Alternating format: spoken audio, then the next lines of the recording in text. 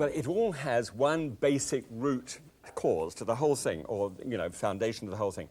And that is something which is now called yogurt cheese or fresh cheese. I don't know if you've heard of that. But what it is you nick out to the store and you get a yogurt and you read the label and it has absolutely no fat in it at all. It's not low fat, it's no fat. And it has no gelatin or anything else to be able to secure it and make it look, you know, bouncy and firm. Now, this has got to actually come apart in the process of straining. So what you do is you get a little strainer like this one. So it's got a very fine gauze in it, and it's held together quite firmly so that it can go through a dishwasher. And just put it over the top of a jug or some bowl, or even back in here if you want to. And then just take the, this is perfectly plain. It has no flavor in it, therefore no sugar in it, just completely plain yogurt. And just fill it up. Now, this particular strainer will take a full cup. In fact, if I just keep on doing that, I can actually get just about 2 cups out of it. Now, what happens when it strains, and you should just about be able to see it start now. You see how it's weeping here? You get 50% of the volume of that will be lost. Will go down into the bottom, and what's in the bottom is called whey, W-H-E-Y, and it's a sort of greeny kind of liquid, and it's got protein in it, so you could use it in a bean dish or something like that, and it doesn't taste that great, but it doesn't taste that bad either, but anyway. But in the top, I'll show you what it looks like in a moment it's done. Now, if you don't have one of those things, and you're saying to yourself, well, I don't have one of those things, by the way, put a lid on the top of it always to make sure that nothing odd drips into the top of it. You could get one of these, which is just an ordinary strainer, plastic one will do, and just one sheet of kitchen, I never know quite what to call that, absorbent paper, you know what I mean, it's just sort of picker-upper stuff. And just drop the rest of that, just put it into there, it'll work just as well, and it will drain out. Now put a plate over the top. All right, stick it in the fridge, all right?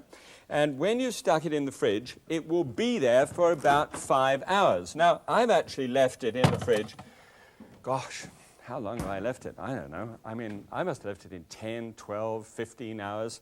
It's not that it suddenly spoils or goes wrong at all. All right. So, bearing that in mind, that we're going to get that, I'll show you what it looks like when it's strained in just a sec. Now, here, when I'm doing a dessert topping, say for a piece of pie, then what I love to do is take some fresh fruit that's in season at the time, at the present moment. Raspberries, and if they're not in season, then like these, then you can actually get frozen ones. And in the same sort of little stainless steel thing, so that you can put some weight behind it. Some of the little strainers, if you really pushed on it, you'd go straight through the bottom. So just make sure, if you're ever going to buy one of these things, that you can press on it hard. So you press on it until there's only seed left behind, and I want about 1/4 cup of pulp underneath. Now, I do that with apricots, any other kind of fruit that you really like. But this is nice because it's got nice tart. It's good color, too. So then I take just a product, one of those, just 1 cupful of the strained yogurt, and just drop that down into the raspberry puree. And it's that thick. You remember how it looked before? Twice as thick as that, could be even thicker. And here, in this little shot glass, there is the most wonderful honey. Now, I love this stuff. It's fireweed honey. And if you've ever gone along, if you've ever taken a railway trip out west or Midwest, and alongside the banks in the summer, you'll see the fireweed. They're about 3 to 5 feet high, pink, you know, they start about here and they sort of go up to about this high. And they're wonderful foraging ground for bees. And they get in there and they love it. And it's usually where there's been a fire. That's why it's called fireweed.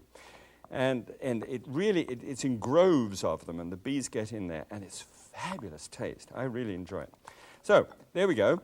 You stir that together, and it's a liquid. It's like a heavy cream, all right? It makes a good dunking cream, really.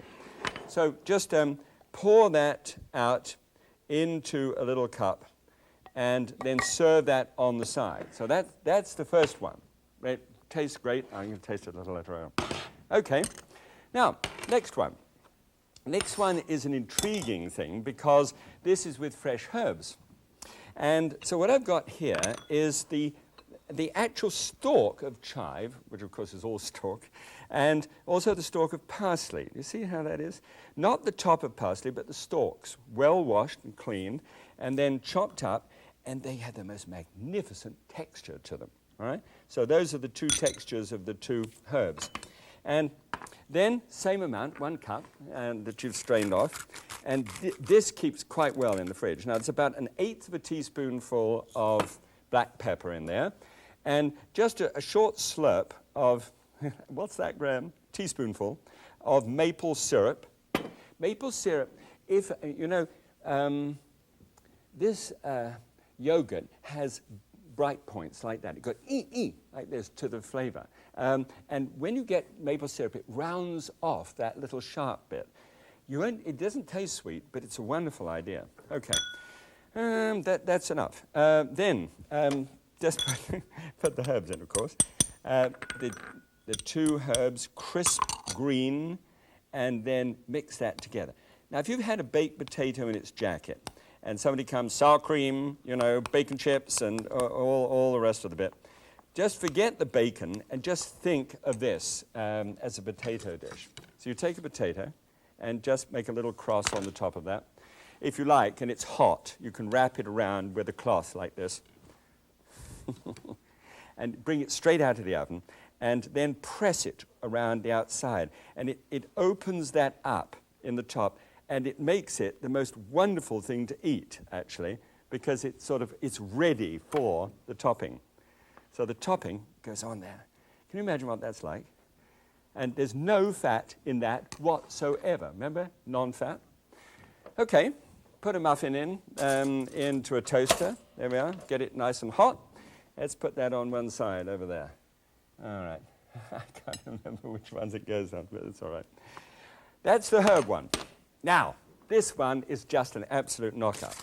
If you take garlic and you just simply cut the garlic off, the shoulders of garlic, like that, you've got this opened wide. Now, you can use the same bits so you don't waste anything. And then wrap that up, put it in an oven at 375 degrees Fahrenheit. That's 190 degrees centigrade. Just whack it on and ho!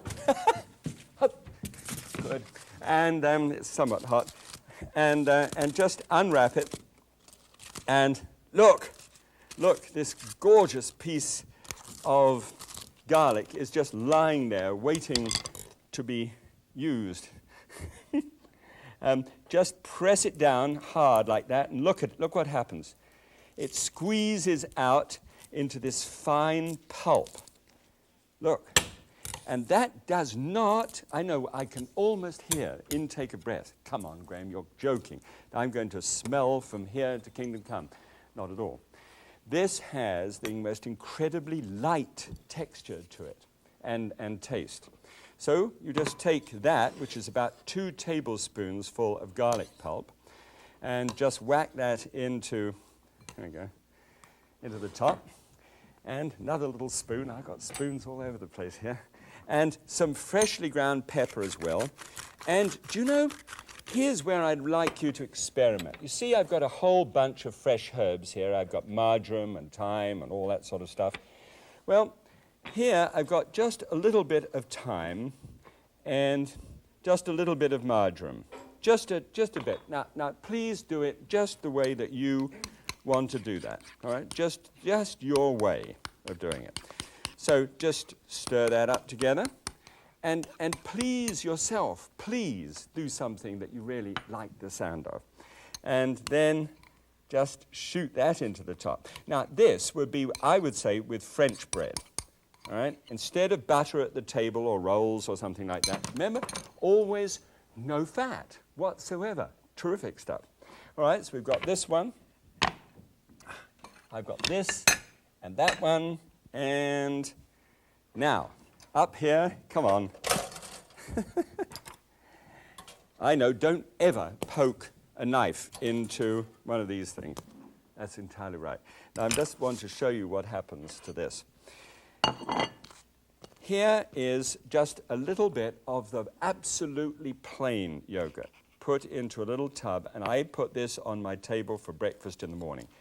I smooth it out, and then not a spoon, just a little drop of marmalade on the top, and that's English Seville marmalade, and smooth that out.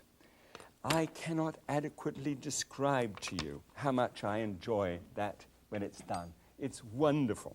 A little bit of the garlic one, I want to put that on here so as to be able to taste it. And a little bit of the strawberry bit too. I want to taste each one with you. All right, okay. So there's the muffins. Here's the rest of the mix. Have I got something that's missing, Graham? Yes, of course I have. It's that one. Fine. Presentation is everything. So I knew I'd have a good go at this one. There we are. I promised that there would be things for you for toppings, for pies and muffins and potato, and so we've done it all. Let's have a look and see the sweet one here that we've got and see what we turned up with. The sweet one, this little pink one here, that instead of 217 calories is 89. The fat is 0. Okay, remember that? 0 saturated fat. 4% of that topping, therefore on a piece of pie, is fat. And only 1 milligram of cholesterol, 36 of sodium, and 3 dietary fibers. So that's terrific stuff. Now, here is the one which is the savory one, all right? That's the one with all the fresh herbs in it. And the same one for the garlic. Instead of 89 with the sour cream topping, you'd have 31. 0 again fat, 0 saturated fat. Isn't this fun? 3%, only 3% calories from fat. Cholesterol 1, 36 milligrams of sodium, and dietary fiber 0. Okie doke. Now, quick bite. Every morning, the best time of my whole day is that combination. It's just superb. The raspberry is good. And now this, which shouldn't be following the raspberry. Oh, that's such a good idea. All right? Now, just think of that. That really works well. And don't forget to springboard your idea, okay? Now, my springboard on this one is going to be a pear dish. It's a dessert. So we'll look at the famous pear Belle Helene and then see what we can do to create a pear fondue. Dipping in some of this. All right. I'll show you how it's done.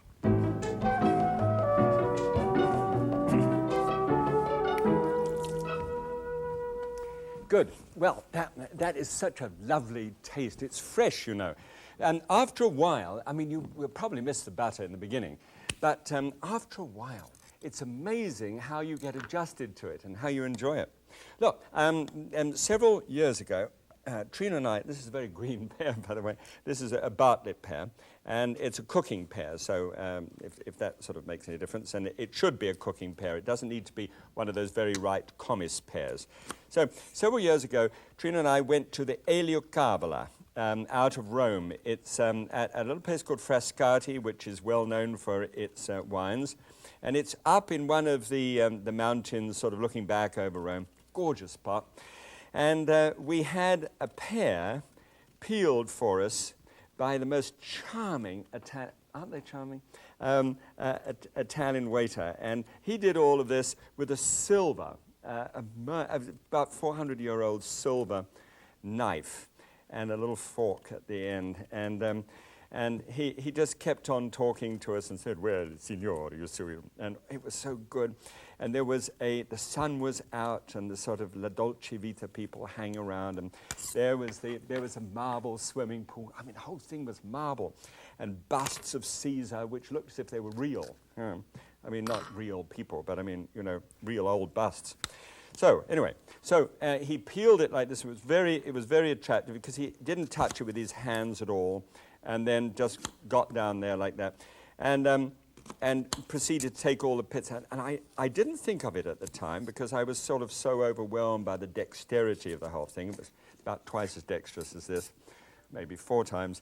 But it occurred to me now, isn't there a lot of trim in a piece of fruit like this? And wouldn't it be great if you could actually do something with it?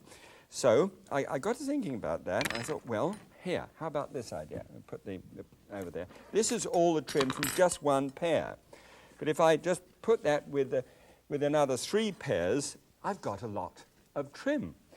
So, and it's got lots of flavour in it. It's got bags of flavour in it. So I thought, well, look, I put some cloves in it because I love the flavour of cloves with pear, and then some cinnamon as well, and maybe half a cup of brown sugar just to be able to sort of get some sweetness into it. So, why don't we just do that? Shove all of, no, not those. I would have cooked those later. Nearly tricked myself. There, all the peel went into the top, and then a piece, the cinnamon and the cloves, and then the brown sugar. All right. And then 2.5 cups. Come on, Charlie. Good. This is in order to save wasting water. 2.5 quarts of water, just about. All right. And put it on the heat, and just turn the heat up, and simmer it then. Right. So you simmer it to extract the flavor from it. So when you're actually finished, it looks as tired as that does. Now that is extracted. I mean, there's just nothing left in that at all. But what is left behind is spicy. Now then I simply raised the heat underneath this and boiled that down until it became just one cup of shining innocence, like this. Now that is, if you roll it around, it almost leaves like liqueur, sort of kind of bathing on the side of the dish. It's just gorgeous. The smell of it is slightly spiced, but the perfume of the pear is just great. All right. So then you see, after you've done that, before you boil it down, you put the pears in there. Do you understand that? I mean, I got ahead of myself. But you put the pears in, and then you cook the pears for half an hour. Right? Then you reduce the stock by half. Now, because the pear juice is in there as well as the trimming, I mean, you've got it absolutely. So that's when it looks like that. Right. So you've got 1 cup, and just pour it into a small saucepan and raise the heat underneath it so as to get it nicely, beautifully, wonderfully hot. And I've got a tablespoonful of arrowroot. I think you know me by now. I love to use pure starch and things. And about 2 tablespoons full of water. And that just rustled together makes the perfect glaze. Now, you could use cornstarch, but if you did that, what you'd have was this cloudiness which comes over the top. I don't want to get cloudiness. So that's done. All right. Now, after it's been in there, after these things have been simmering away for just half an hour, they come out, and I'm going to put it on this plate because I saw it earlier on in that plate. Look at that.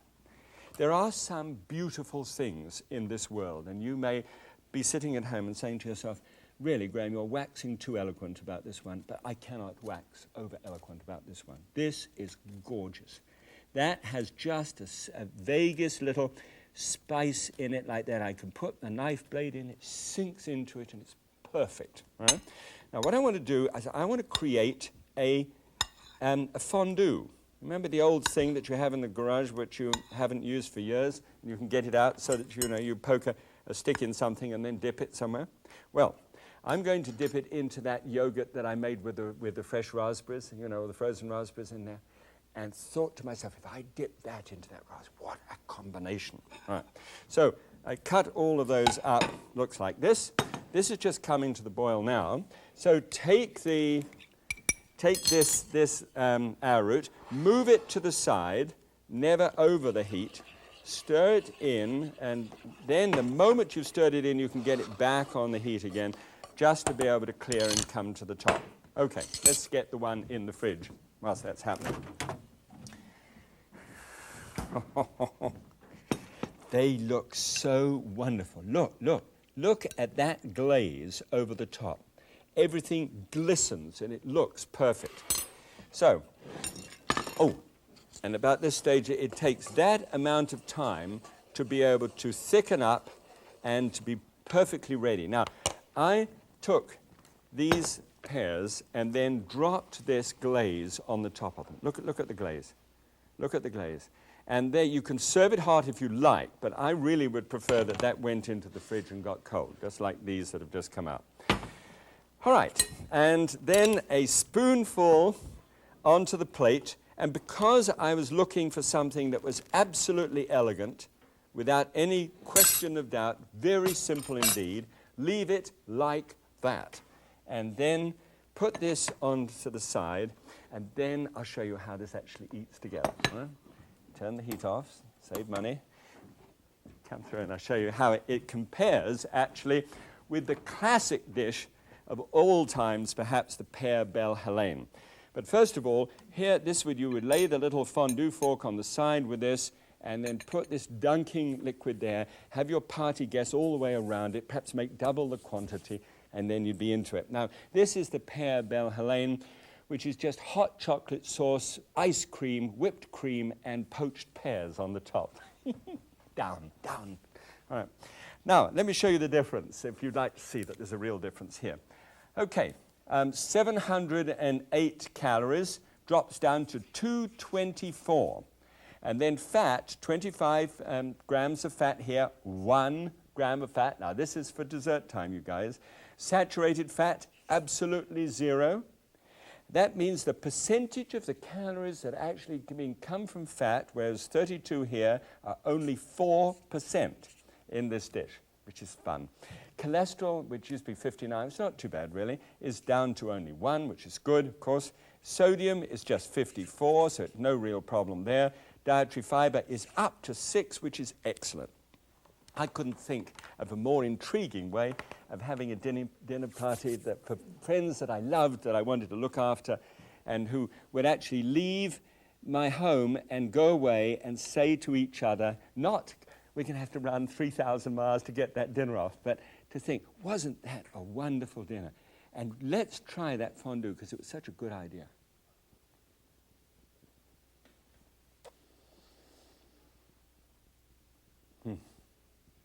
I'm just trying to imagine the kind of food that I would serve first. The tartness, the flavor of the yogurt is just coming through, but the raspberry just peeks over the top of the yogurt and swims around that pear, which is just tender in the mouth. Spicy. Okay? Nice idea. Thanks so much for being with me once again. God bless you. Look forward to seeing you next time. Great stuff. Bye.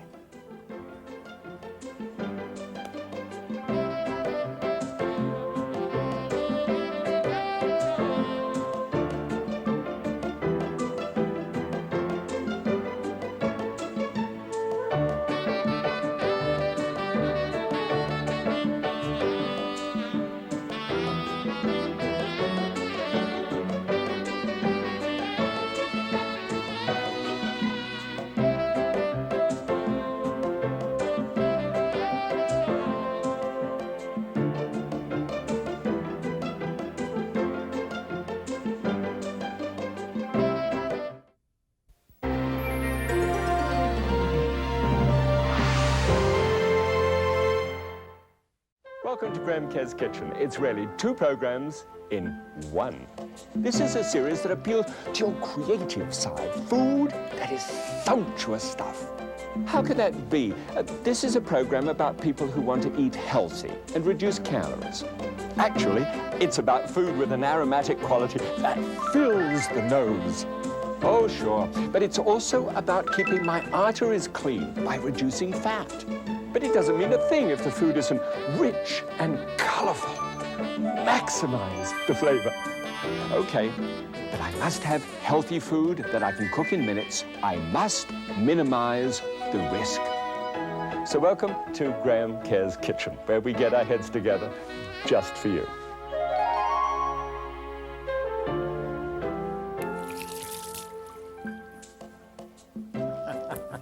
Well, welcome back once again. This program today is really about stocks and broths and things like that. It's a foundation if we're going to cook great food. You know, normally what I do is do a technique, just one, and then springboard into something a little bit more. This time it's all technique, wall to wall. Got 4 different things for you. Come through. Actually, what I'm going to do is try and explain the difference between a stock, broth, and water, I guess. I found out that when you take the fat out of something and the salt out of something and the sugar out of something, it can be horridly bland, and it really needs all the aroma, color, and texture you can master to get into that. And one of the ways of doing that is to look at whether water will do it.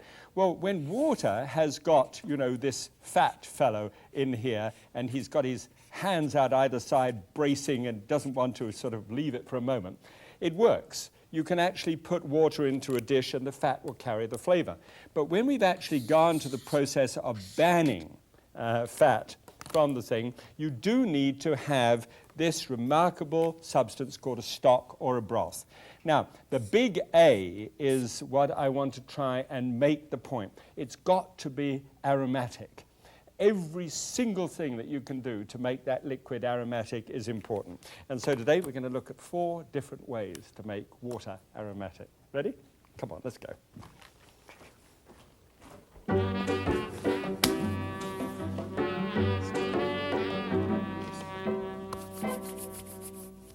Great. Well, now, as you see, I've got pots everywhere. And it'd be good fun, this one.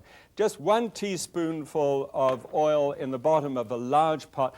I don't know what kind of large pot you've got, but you need to have a large pot, something which is going to hold about 12 pints at least in order to be able to make a decent stock. All right. Now, into this, in all stocks that I do have got onions in them. Onions are a fantastic thing to add. And for once, you don't have to fiddle around with the onion.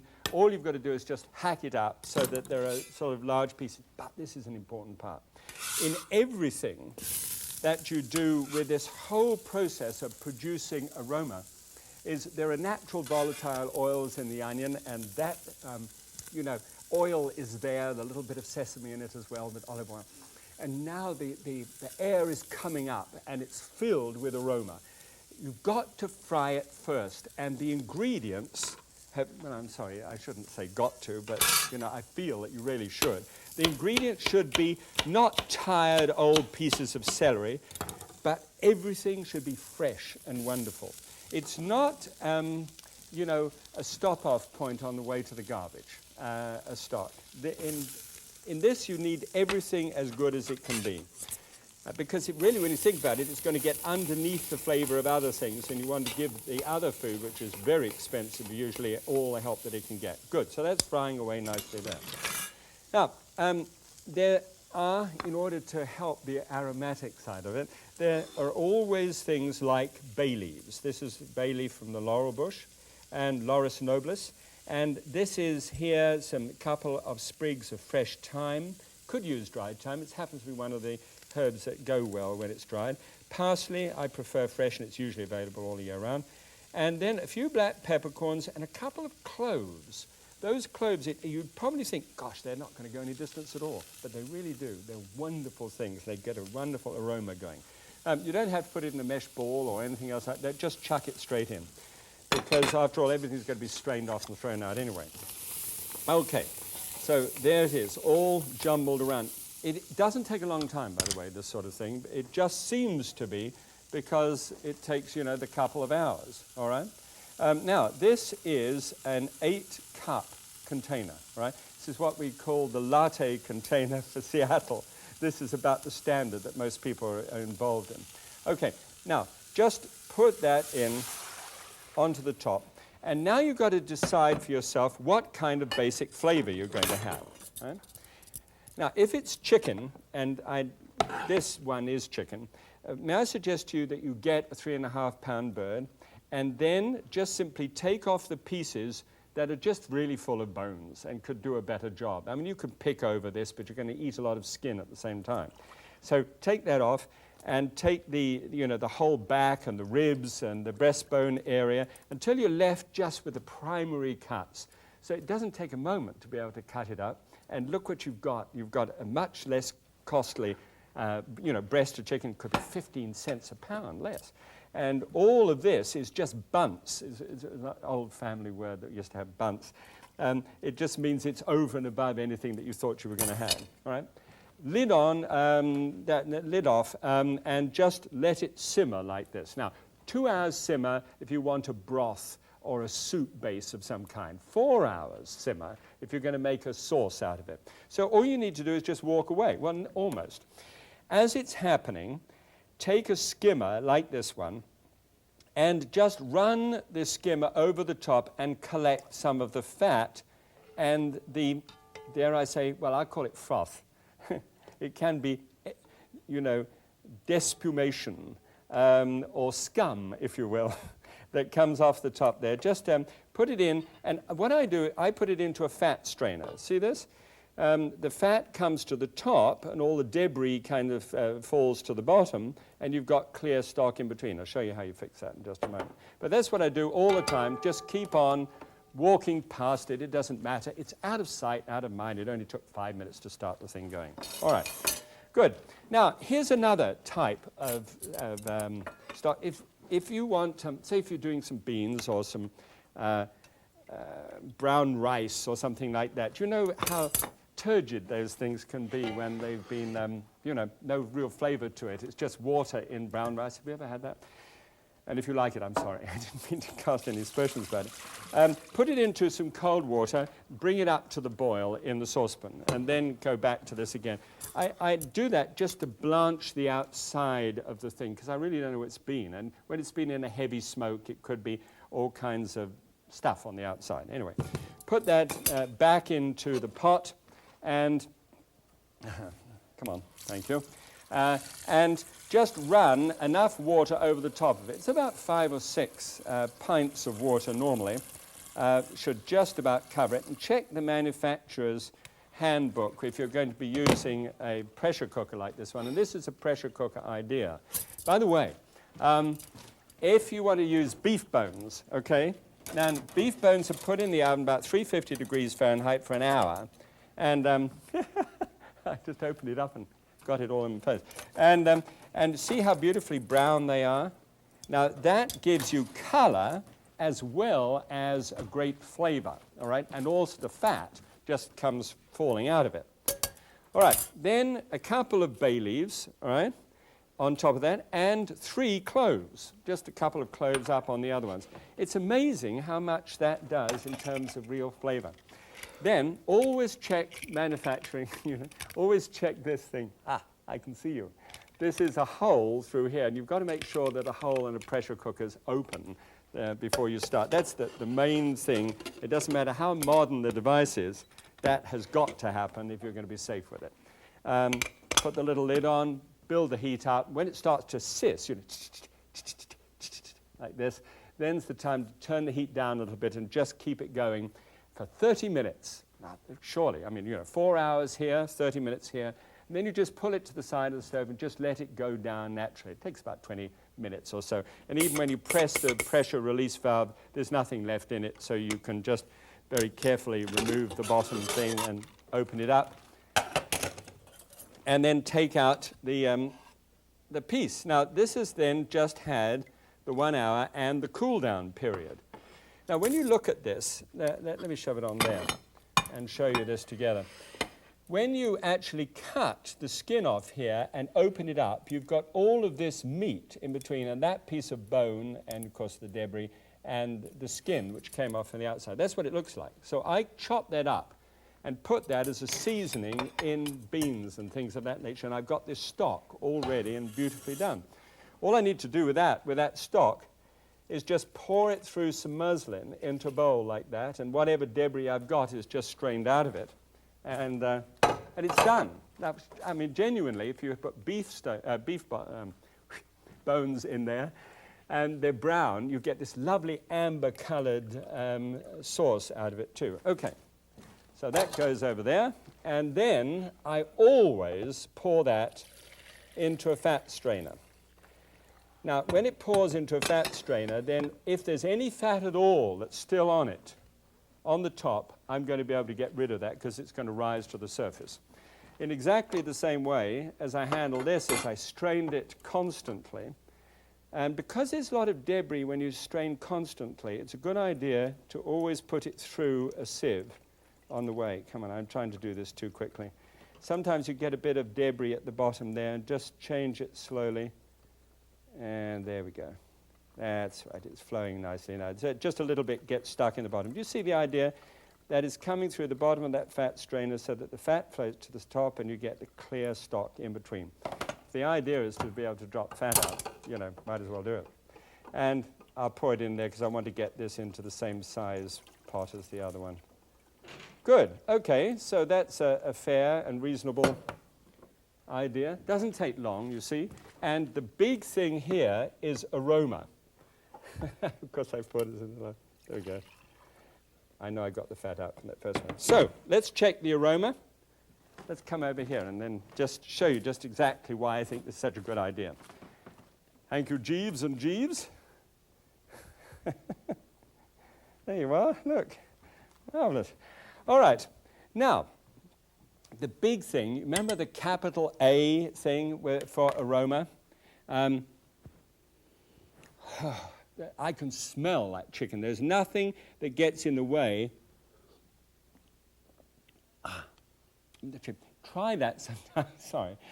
Try that sometimes and compare it with a can of chicken broth. Now, I've got nothing against that. I mean, I use it from time to time myself as well. But try it side by side. It's a most remarkable change. And you can feel all those little seasonings that I added, including the cloves. You can feel them coming through, and you can say, yes, it's worth it. All right? Now, golly, I'm sorry to wax so enthusiastic about that. That is so good. It's got a smoky kind of taste to it. You know, when you're cutting down on bacon and that sort of thing, this goes straight the way through the whole dish, and it's wonderful. It's very good from that kind of food point of view. Okay, all right. Now, what I'd like to do is just go from this and look at two really unusual kind of stocks. These are fairly standard. These I call the standard. The next ones are unusual. Seafood one on the one hand, and the other one is really terrific. It's a vegetable broth, which I'm going to cook some ravioli in and show you how that works at the end. Okay? Let's keep going.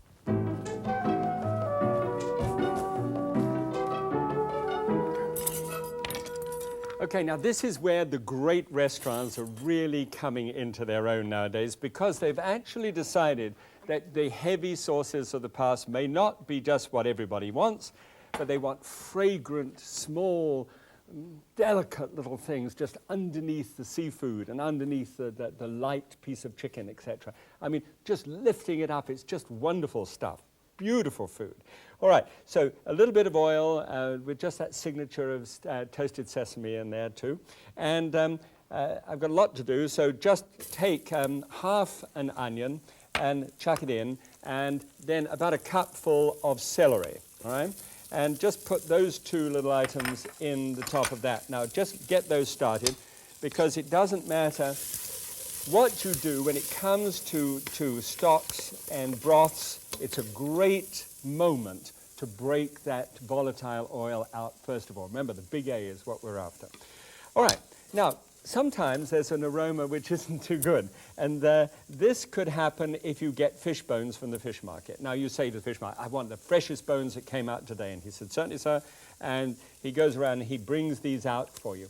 Now, they could smell a bit woofy. Now, woofy is British for on the nose a little bit, but not such a good idea. And it could get like that in the car somewhere. So what we do is this. Take some freshly ground sea salt. This is what I have in this salt mill. And quite a lot of it, until if you were to put your finger in it and taste it, it would taste like the sea. And then a lot of ice cubes. There were a lot of ice cubes in here in a moment or two. And then this is what I got, some bits of shrimp and everything else, you know, the shrimp shells, etc. Debris, basically. Shouldn't have to cost you anything.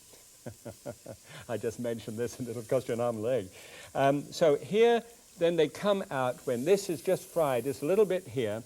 Just simply take those pieces of fish straight from there, and if you were to smell them, it smells like the sea. It's ozone. It's the most gorgeous smell. And then go hunting for the shrimp shells and everything else, throw those in too. And then place in with this a little parsley. Oh, I'm so sorry, wrong plate, nearly did it. A hunk of parsley, a little piece of bay leaf about here, 2 strands of fresh thyme, not overdoing it. It's all going to be very delicate.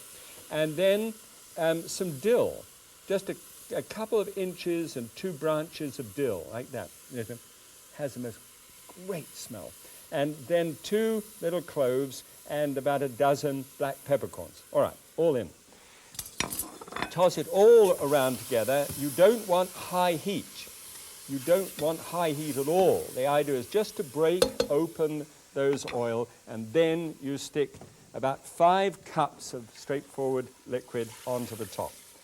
And now, here's the other really neat thing about it. That only takes 25 minutes. Beyond 25 minutes, something bitter seems to creep into the bones, and it doesn't work well at all. So set that for 25 minutes. Now, this one has had 25 minutes, so you can get some idea of what it's like. It hasn't boiled. It's just very gently simmered.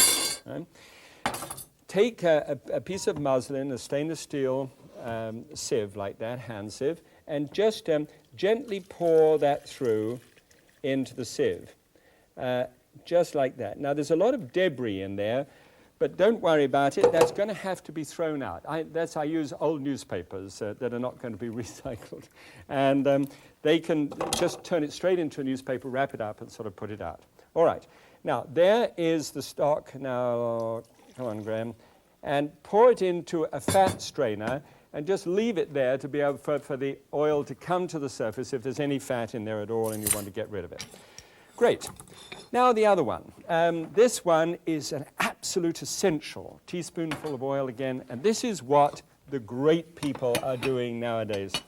And thank God for them, because they are doing such fabulous work. Things like leek and carrot and celery and ginger root in an amazing way. This fabulous invention, this ginger, this rhizome. And here, the garlic. Isn't that nice, the way that's all happened? It's just sort of all naked and light. That's what it looks like when you see that thing when it's all wrapped up. And then the onion, of course, and a turnip. Have you seen the turnip? It's a marvelous thing. It's got a slightly sweet taste to it. And these things, all chopped up together, go to make a wonderful stock, totally vegetable stock. So there is the oil in the bottom with just that touch of sesame in there again, which is such a good idea. So that's a cupful of onion. I always give you all the ingredients, by the way, but if you ever run out of time, then there's the book. You understand that. There's a little half a cup of carrot and half a cup of leek and half a cup of celery. Isn't this exciting? My goodness. A cup of turnip. All diced up, and it doesn't matter. I use fairly small dice, because the smaller you dice a thing up, the more extraction you're actually going to get from the vegetable during the 30-minute cooking process. So all of those are fried together at the beginning, together with the more pungent vegetables here, which are the garlic cloves, of course, and that's the old bash and chop. Just give it a bash. No need to give it a chop. Just straight up and in. That's with the ginger. Now, the way the ginger is cut, you actually take a grater, a little fine grater, and you just grate the end of the ginger root, like so that will distribute itself throughout the dish. Now, the smell is gorgeous. Well, I'm sorry, the aroma. It just comes up and caresses your nostrils. And if you can imagine such a thing. Here, then, I need another 5 cups. Thank you.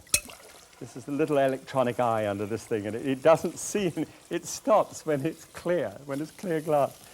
All right, so pour that on the top, and then you've got the fresh herbs to go in, which are very small, almost insignificant. A little parsley and a few peppercorns, which we can just roll in the bottom, about a dozen or so peppercorns. All right, no salt, notice. Just stir it all around and let that simmer for just 30 minutes. At the end of which time, you've got something that looks exactly like this. It looks sort of, can you have a look in there? Then they look grey in comparison with that. I want you to see how run down and tired it looks. I mean, I look like that sometimes in the morning. And why I showed you that is because I'm sure you're going to be tempted to say to yourself, well, I could cook with those. I'll use them. I mean, I'll make a marvelous little soup of some kind. Don't do it. They're dead.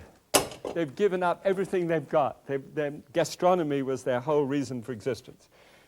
Here, just pour, I missed that one. I did such a good job with the last one. And here is then the stock which comes from the vegetable stock. All right.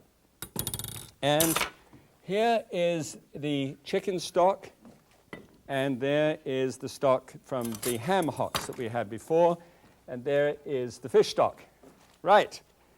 Now, the big aroma is tremendous. But before we just get to that, I want to show you one last thing. See this? Now, that is an ordinary ice cube tray, right? Now, what I do with an ice cube tray is make extra stock every time I make it.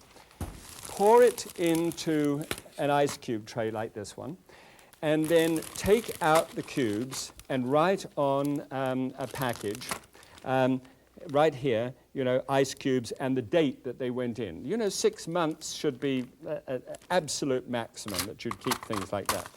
All right, nifty idea? Because then when you're ready to make a stock, you don't have to suddenly say, oh goodness, I can't do it, it's just too hard, and then use water, and then, you know, it's all over. So here it is. Ah, that's the vegetable one. That's the ham hock. Ah, the chicken. Oh, the fish. And the chicken. Just a magnificent array of aromas. It is good stuff. Please try using them. And I'll show you what happens when you actually use it in a modern dish. Right?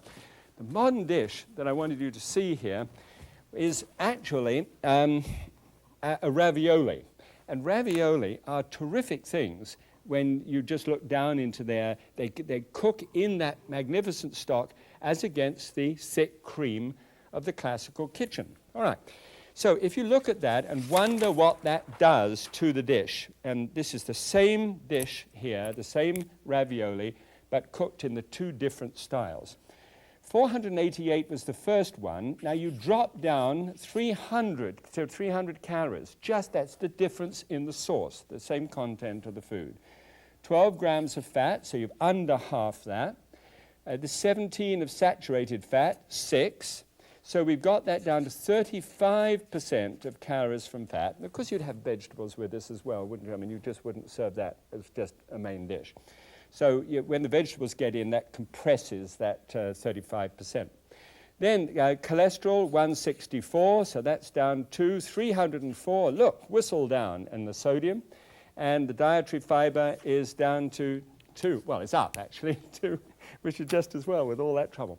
Okay, so there is the dish. Now, I get a chance to be able to eat this, and I just want to nosh into one of these. Actually, 2 of them, they start together.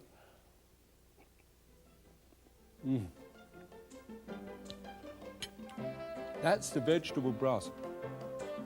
It has that sweetness of the turnip and the fresh herbs in it. It's just a delight. Do please try this. A lot of people are doing great creative stuff like this. Why not you?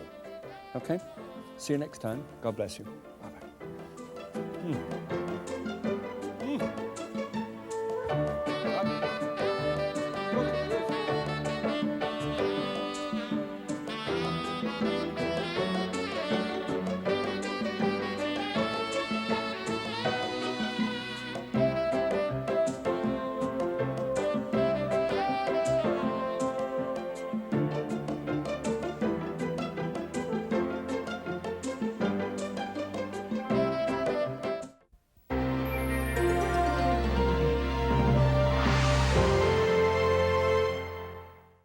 Welcome to Graham Kerr's Kitchen. It's really 2 programs in 1. This is a series that appeals to your creative side. Food that is sumptuous stuff. How could that be? This is a program about people who want to eat healthy and reduce calories.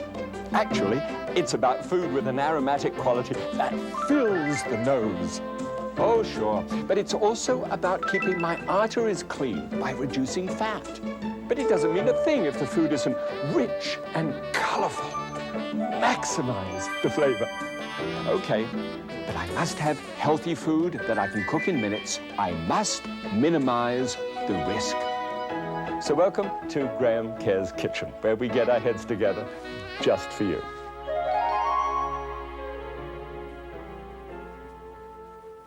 Well, welcome to the Saffron Kid. I mean, it's the smallest ingredient of the whole program today, and yet, you know, here I am. Well, anyway, a simple little way of cooking rice, a bit more than just simple, a fantastic way. I'll wrap around a tiny little recipe for you, and then actually build it up into an incredible dish for Christmas. Something that I think would work so well, full of color and texture and everything else. You know, it's all very much the kind of thing that I've been trying to talk about. If you take a plate and you were to take something that you know has actually got fat in it, and you were to literally halve that item with fat, and then were to take vegetables, grains, any form of starch that you like, and throw color into it, and then increase the plate size, what used to be, this little dotted line around there, what used to be the whole amount of something that had fat in it, like meat in some way. But instead of that, you've thrown in stuff that you like to eat in and filled the plate up. When you do that, it's amazing how in that one decision to do that one thing, you can get on with a kind of mini-max way of cooking. And it just works so well. And just to show you just how that works, both of the dishes today do that really famously. All right? Come and have a look and see this fabulous idea with risotto.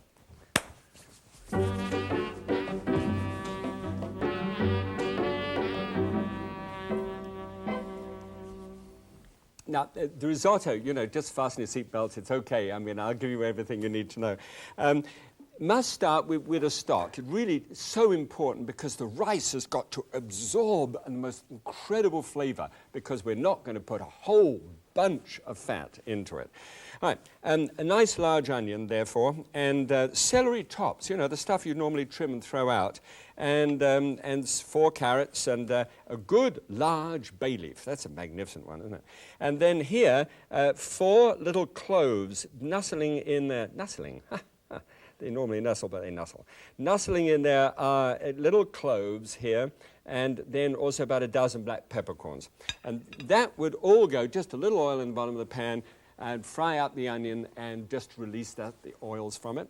And then you've got the stock. Now, into the stock then, I would simply place these, which are really the shin. You know, I can't get down that far, but it's this part of the animal, and it's cut across. When you speak to the meat market about it, say, get me a shin of veal, and just carve it across for me, just, you know, about 1 inch or 1.5 inch slices, so that you've got a piece of bone like this one. Now, normally, this is the marrow in here, and they serve little tiny teaspoons so that when you cook this in the traditional l'osso buco, which is from, you know, the northern part of Milan, of Italy, and you spoon the fat up out of the bone as well. So that's the reason for the big calorie value. But in this case, we've simply got these. You don't do anything with them at all, except just to drop them down into the stock and then simmer the whole thing for 2 hours. All right? End of 2 hours, an extraordinary thing takes place, because the veal in that long, slow, moist cooking comes down, becomes extremely tender, and also gives up, of course, the meat flavor into the rest of the stock. So you've got wonderful veg. Oh, where's the bone? It's gone. Oh, well, it was just a clean bone anyway. I'll show you how you get that off in a sec.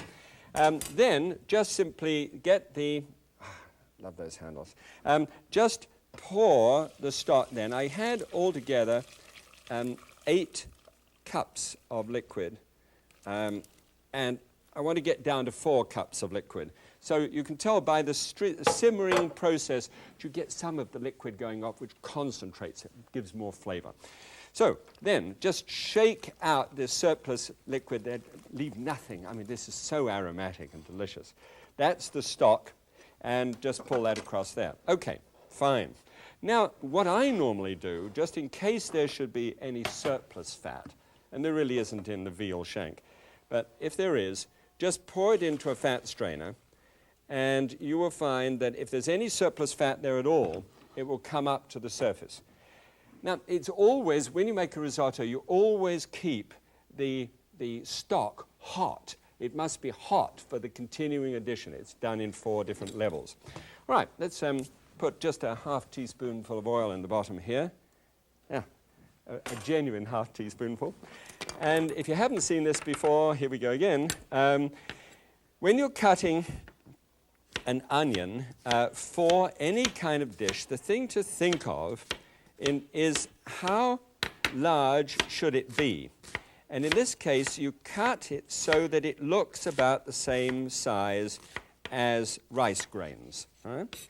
So that's a simple way of doing that. And I always save the little end for putting into stocks and things of that nature. And then up with it and down. Now, do you hear the sizzle?